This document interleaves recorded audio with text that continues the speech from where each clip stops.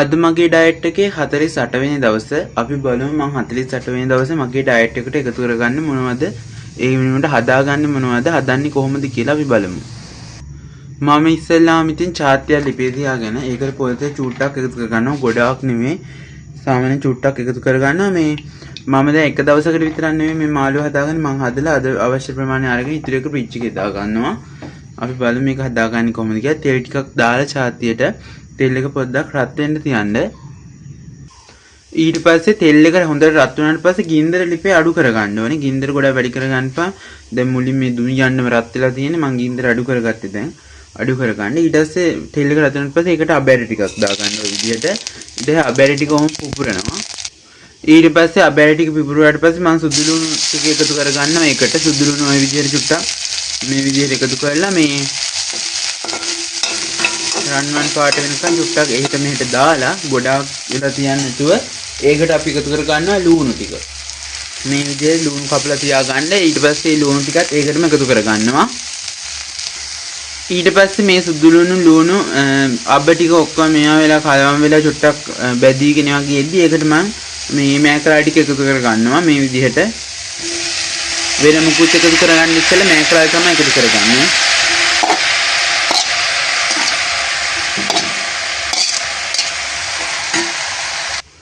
මෙහෙම ඊට පස්සේ මේක හොඳට කලවම් කරගන්නවා. සාමාන්‍යයෙන් අපේ මෑකරල් එතකොට මොනවද බෝංචි වගේ දේවල් හදාගද්දී කොළ පාට දේවල් වල කොළ පැහැය ගතිය එකතු තියාගන්න පුළුවන් සීනි චුට්ටක් දාපුවාම.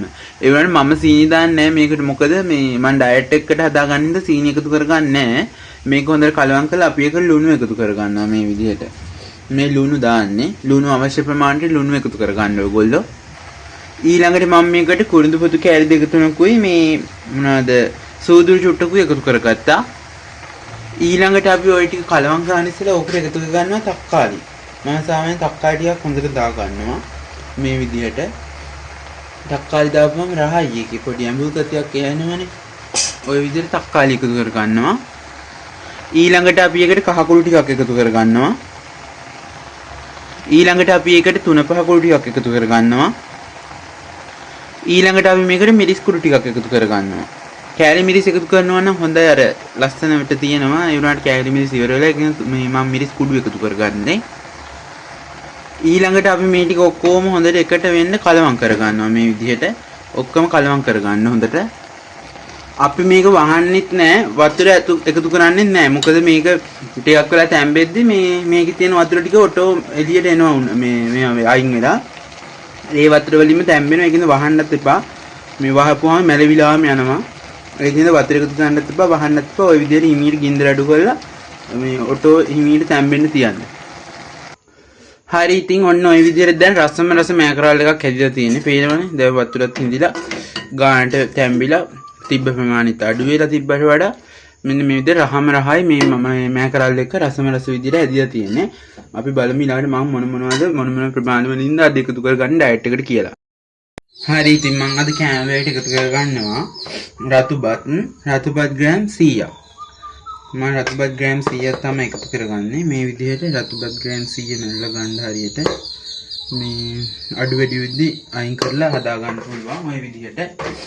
ওই විදිහට තමයි රතුබත් ග්‍රෑම් 100 එන්නේ.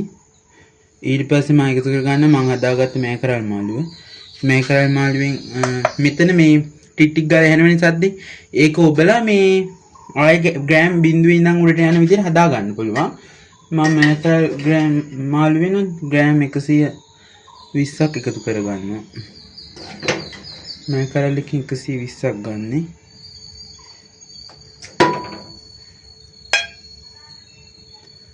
ඊට පස්සේ මම මේකට එකතු කරගන්නවා තව බිත්තර ගෙඩි දෙකක්.